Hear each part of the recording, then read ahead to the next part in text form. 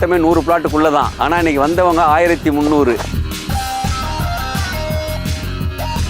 இந்த சைட்டோட ஸ்பெஷாலிட்டின்னு பார்த்தீங்கன்னா வந்து டிரான்ஸ்போர்ட் தான். ஸோ நம்ம நடந்து போகிறது ஒரு நடந்து போனால் மெயின் ரோட் போயிடலாம். நிமிஷத்துக்கு ஒருக்கா பஸ் வசதி இருக்குது, ஆட்டோ வசதி இருக்குது. சென்னைக்கும் சரி, இல்லை மீஞ்சூருக்கும் சரி, இல்லை புனேரிக்கும் சரி.